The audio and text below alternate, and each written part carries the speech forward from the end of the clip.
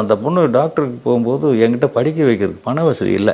நல்லா படிக்கிற பொண்ணு. பட் கட் ஆஃபில் 1 மார்க் போயிடுச்சு. அது உட்காந்து குய்யோ முறையோன்னு அழுகுது.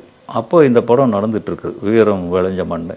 அப்போ இவர் அந்த ரோட்டு வழி வந்திருக்காரு. அப்போ டிரைவர் சொல்லியிருக்காங்க, டைரக்டர் வீடு இங்கே தான் இருக்குன்னு. டக்குன்னு கதவை திறந்தா கேப்டன் நிற்கிறார். வாங்க வாங்க அப்படின்னா, இருமா நீ அழுகாத நான் நிறுத்துறேன். அவர் அதை வாட்ச் பண்ணுறாரு. அதே பாப்பா எதுக்கு அழுகுது அப்படின்னா அவர்கிட்ட சொல்ல வேண்டிய ஒரு கட்டாயம் ஏற்பட்டது. நான் ஹெல்ப்புங்கன்னு கேட்கவே இல்லை. வர அது மெரிட்டில் கிடைக்கிறது போயிடுச்சு. பணம் கட்டி என்னால் படிக்க வைக்க முடியாது. எதே படிக்க வைக்க முடியாதா? உள்ள பரல சோறு போட்டிங்களா, அது மாதிரி படிக்க வைங்க. இவ்வளவுதான் சம்பளம். இதில் குடும்பத்தை காப்பாற்ற தான் முடியும் என்னால். மெடிக்கலுங்கிறது பெரிய பெரிய கோடீஸ்வரனுங்க நினைக்கிற படிப்பு. நம்மளால் முடியுமா? முடியலைன்னா ஏன் புள்ள பற்றிங்க? அதுக்கு சொல்லுங்கள்.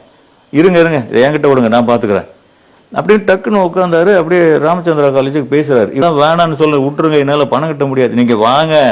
உடனே அந்த பிள்ளைக்கு ஷீட்டு வாங்கி கொடுத்துட்டு தான் அவர் போனார். ஒரு கிட்டத்தட்ட ஒரு 80-70 டைரக்டர்கள்ட்ட அவர் ஒர்க் பண்ணியிருப்பார். நானும் ஒரு இயக்குனர் தானே. ஒரு பெண், அந்த பெண்ணு படிக்கணும்னு ஆசைப்படுது. அது ஒரே காரணம் தான். இது ஈரமுள்ள நெஞ்சில் மட்டும்தான் இந்த கண்ணீர் போய் விழும். அதுதான் விஜயகாந்த். என்னால் மறக்க முடியுமா?